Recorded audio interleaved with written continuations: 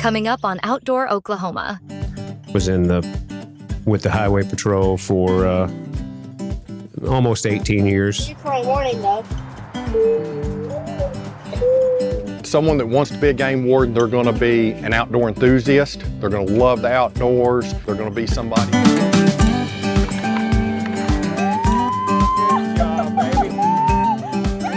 Flavor that comes out of that first bite. You get that rosemary right off the top. Oh, you got him! You got him, Emily! Oh! Nice mess of blue cat we have right there. Ready? Now, folks, this is what we're after. This is what you get in Outdoor Oklahoma. Outdoor Oklahoma is brought to you by the Oklahoma Department of Wildlife Conservation, sharing the beauty, the adventure, and the spirit of Oklahoma's wild places.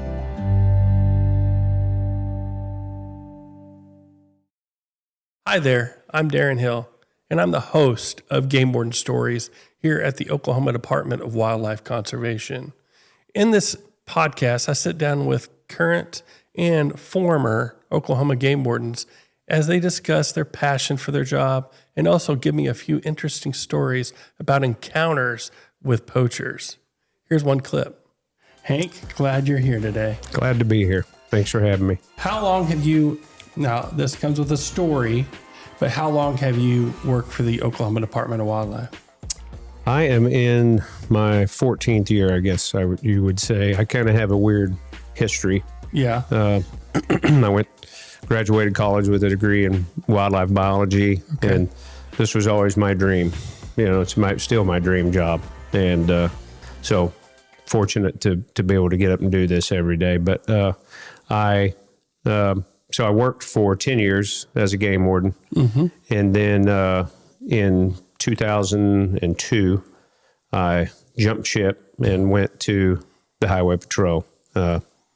Was with the Highway Patrol for almost 18 years. Wow. And then flew for them most of the time. Mm-hmm. I think I had about 15 years as a trooper pilot. And then thought I retired, tried that for 3 or 4 years and flew, privately, if you will, mm-hmm. Power line work. Excuse me. And then in 2023, the Delaware County Game Warden position came open where I live, and so I had a game warden call me, and he's like, "Hey, you ought to come back to work." And I'm like, "Hey, you've lost your mind." Mm-hmm. What story did you bring us today? That was a tough one. I have so many stories. Of course.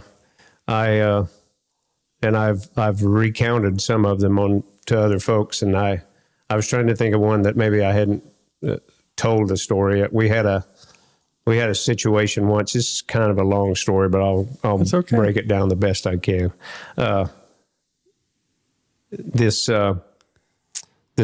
So my partner and I had received a call that and this is an older story, but it's too good to not tell.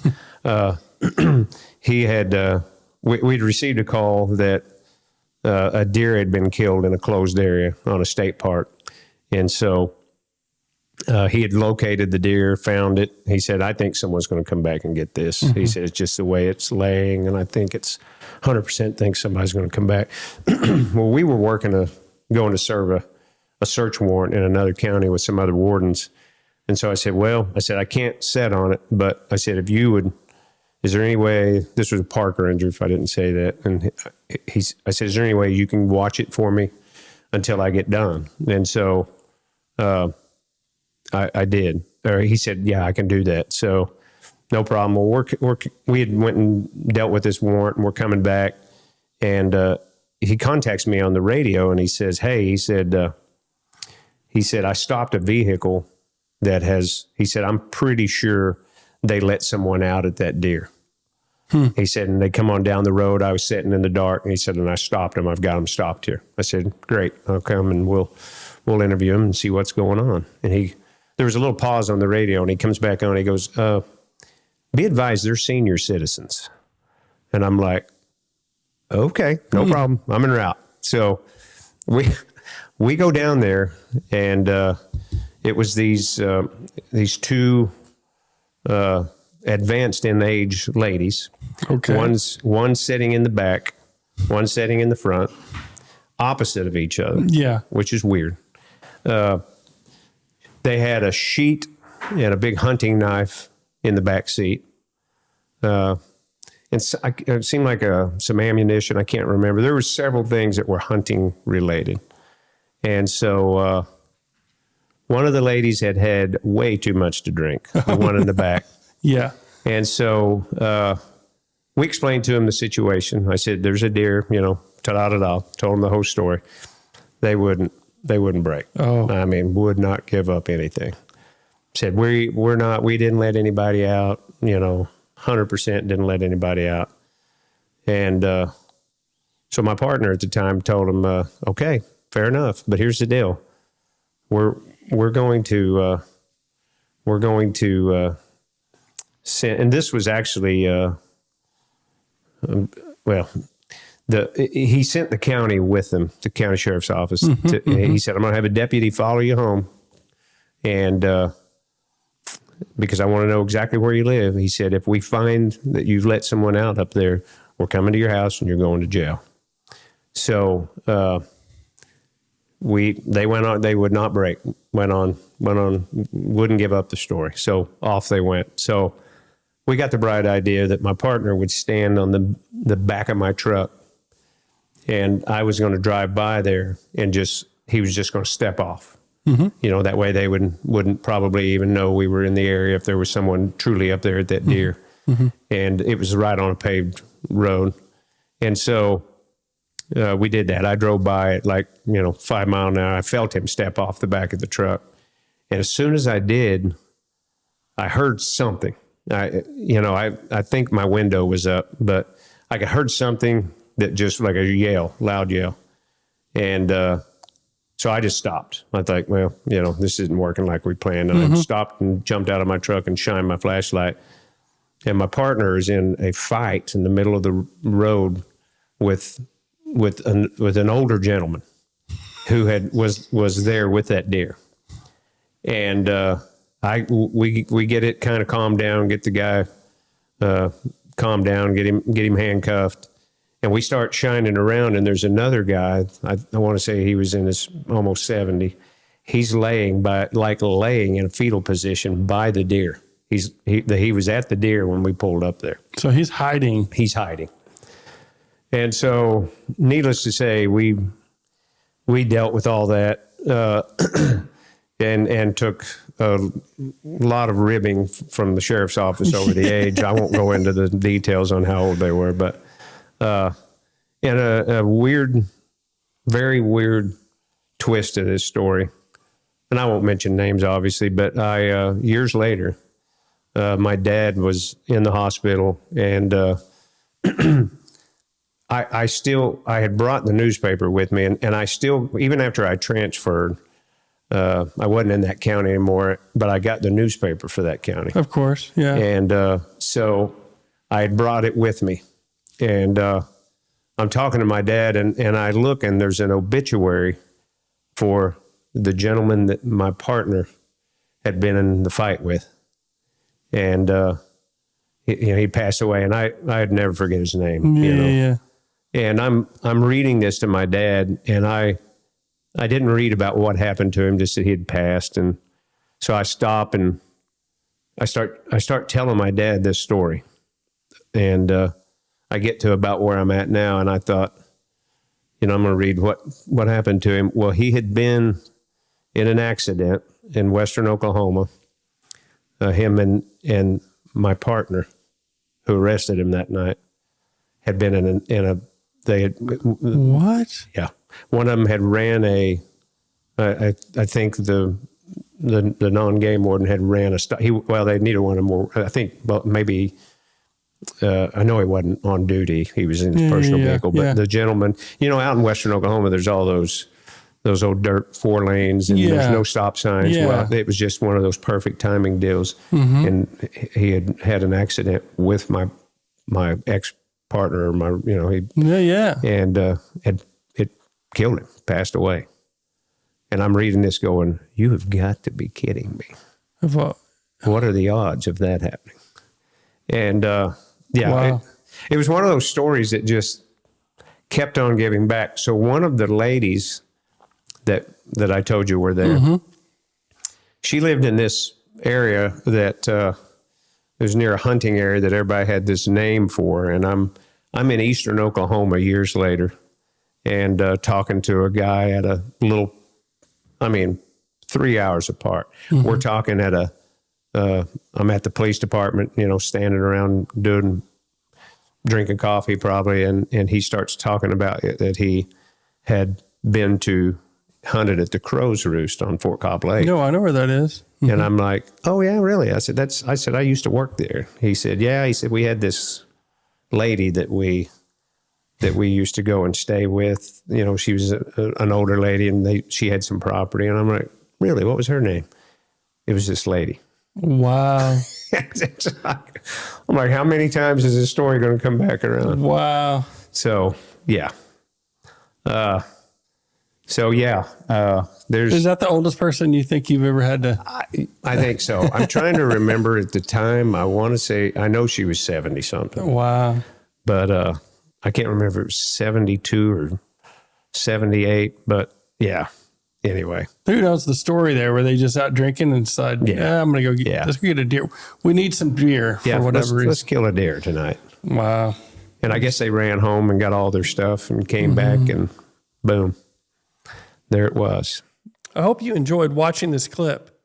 If you're interested in more Game Warden stories, please subscribe to us on the Oklahoma Department of Wildlife Conservation's YouTube channel. Thanks for watching. For most people, Samuel Henderson looks just like a typical 11-year-old boy. But if you close your eyes and listen, you might mistake him for a bird.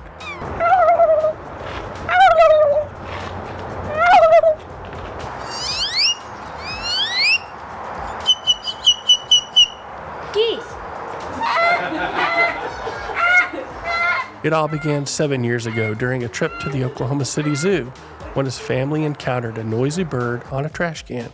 So when I was 4, and I was at my local zoo, and there was this great-tailed grackle on this trash can, and I started mimicking it. Then I went like, hey, I think I can make other ones. So I started making a bunch of other ones. Fast forward to today, and Sam has a repertoire of over 60 distinct bird calls. To test Samuel's accuracy, we joined Mark Howry, a wildlife biologist with the Oklahoma Department of Wildlife Conservation. Mark has spent decades studying wildlife and admits that Samuel has mastered the one skill that eludes even the most experienced birders. Yes, it is not. It is just like that. It's like a robin, but it's harsher. Well, the robin's like this. The summer tanager is a little bit more messy. Yes. And then the robin is a little more beautiful. Yes. But Samuel did an excellent robin and an excellent summer tanager. And those are hard. Those are very hard. That does look more like a white-winged dove than the other one. That's excellent. Here's my morning dove.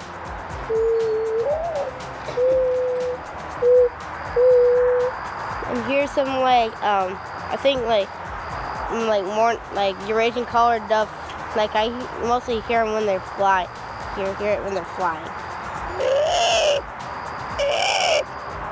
And I also call it my angry dove sound when I'm angry at my mom. Oh, that's an excellent job. Because that's the sound when you see them flying around on town, like they're flying up onto a power line or onto a stoplight. That's the kind of call they make. Yeah, I usually see them fly up on power poles and they make that sound. I started around 5th grade, so it was around 9 or 10 years old. Though I'd have never learned the bird calls like Sam has. Samuel has learned a tremendous number of bird calls. I really was all about the appearance of birds for the first 10 years or so. And then about the time I got into college, I started learning the bird songs and kind of picked those up gradually. Because to me, the bird songs are the hard part, just identifying them, learning to recognize them. And then I can't even imagine trying to imitate them. Samuel's passion is a family affair. With the support of his mother, Lori, he has taken his talent from local parks to national stages, like the Jennifer Hudson Show and CBS Evening News. Probably his biggest moment was surprising his classmates during the school talent show. This is a great-tailed grackle. But for Samuel's mom, it's about more than the attention. It's about nurturing a unique gift. This all started when he was probably about 4 years old. Local trips to the zoo. Casey. Yeah, Oklahoma City Zoo. Imitating birds, realized they talk back to him, and it's just blossomed from there. We watch videos together. We go birding together. We try to find local going-ons, bird watching, eagle events. We had falconry events. So just nurturing however he can and getting his skills better. He loves to do it, loves to share it. Back in the field, Samuel's skills are a tool for discovery. Whether he is spotting a rare bird or mimicking a wren, his voice allows him to interact with nature in a way few people can. What I was doing was imitating a wren. I can't do a blue-gray gnatcatcher call at all, but I was imitating the scolding of a wren. And then the gnatcatchers thought that a wren had seen a predator. So they're coming in to find out where that predator is so they can avoid it. Wait, can you do that call again? I can try. He's going right in front of us. I think I know why they nest near water. He's got a pair of binoculars. He knows his birds. And for anyone that's starting out in birds, I always say, get a field guide or two that you like to help you identify the birds you're seeing. I get a bunch of field guides. You have a bunch of, how many do you have? I had no idea. But I get a few of them though. I think I have 7 or 8. That's probably about how much I have. You don't even have to have 7 or 8, just 1 or 2 good field guides. There's so much competition between the field guides that they're really all good. There's not a bad field guide out there for birds. And so field guide, binoculars, and just practice watching birds. A lot of people start watching birds at a backyard bird feeder. That's how a lot of people get started. And that's the way I was. The first probably 5 years that I watched birds, it was just winter birds at the backyard feeder. For Samuel, this isn't just a party trick. It is a way to connect with the world and inspire others to look up and listen. His hope is simple. By sharing his voice, he can help others find their own love for nature. I want people to like birds, and I want to have more friends that like birds.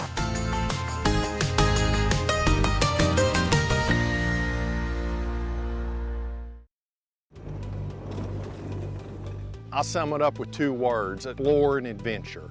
And to me, being a game warden is just the epitome of those. When you find a job you love, you'll never have to work a day in your life. This is my office. We joke all the time. We'll take a picture of a pretty sunset or of an eagle flying over, say this is our office, and it really is. I never know what the day's gonna bring me. I'll leave the house and drive down the road. I never know what the next turn in the road is gonna be. If you're pursuing a career as an Oklahoma State game warden, first of all, you've got to love your office space. And this is my office. An Oklahoma State game warden requires a 4-year degree and At least 12 hours of wildlife-related classes. We are state law enforcement officers, so we not only protect and serve the sportsmen and wildlife, but we also protect and serve the people of Oklahoma. Physically, you need to be in shape, being able to climb up stuff, get around things. You're put through an extensive training with our department where we deal with laws, we deal with scenario-based issues. We put you in really awkward and adverse conditions to see how you're going to react. You might have to, hike up a mountain and you might have to swim, you might have to drag a deer. You have to be cleat certified, which is what any officer in the state of Oklahoma has to go through. We're probably one of the best trained officers out there for all different types of situations. One of the things that I like about being a game warden is it's a challenge. You can be challenged with the court system, you can be challenged with law changes, you can be challenged with the technology, but there's always something, if you're interested and motivated, there's always something new to learn. Marine survival, boat training, ATV training, driving training. We have a defensive tactics where you learn how to basically take care of yourself in a really bad situation. Someone that wants to be a game warden, they're going to be an outdoor enthusiast. They're going to love the outdoors. They're going to be somebody that's interested in the resource, and I think that kind of comes from hunting and fishing a lot. They're going to be somebody that wants to be involved in their community. We've got more flexibility than probably any other job, especially law enforcement job. I patrol in a truck, patrol in a boat, patrol on an ATV, and I patrol on horseback. So being an Oklahoma game warden can be quite exciting at times, especially when you make a case, you contact the right people, things can get western pretty quick. We do sting operations. We will run dummy deer, dummy turkeys. We will run all different kinds of decoys in order to catch violators in areas that we know we have problems. If you love to hunt and fish, if you love to be outdoors, I mean, there's no better job in my opinion. If you're thinking of becoming a game warden, you got to realize that there's times where it is fast, it can be stressful, you can struggle at times, but you got to look at the other side of it. It could be the greatest reward you could ever do, thinking that you could be helping the public, you're helping keep the county safe, the wildlife safe, and you're also creating a family within the wildlife department. Do you really like to be out on the boat, checking fishermen, checking duck hunters, being on the water, being free? If you really like to patrol a WMA and see cool things like a waterfall, if you really like contacts with the public, if you really like chasing spotlighters, if you really like such a diverse job that one day is completely different than the other day, you should apply to be a game warden. So if the outdoors, wildlife, and our fish populations are important to you, protecting those is a very worthwhile cause. And if your answer to those is, yes, that's important to me, then being a game warden is for you. And working for the Oklahoma Department of Wildlife Conservation is the answer. I love my job. I love what I do. It's hard to say that I work a day in my life when I'm extremely passionate about what I do every day. You think you're somebody that loves the outdoors and a game warden sounds like something you'd want to do, come on, join our family. We'd be glad to have you. Outdoor Oklahoma is produced by the Oklahoma Department of Wildlife Conservation and is proud to serve and be funded entirely by sportsmen and women and outdoor enthusiasts who love and appreciate all things wild in the great state of Oklahoma. Connect with us online on TikTok, Instagram, Facebook, X, and YouTube. Want to know more about the Wildlife Department? Visit us at wildlifedepartment.com. Thanks for watching.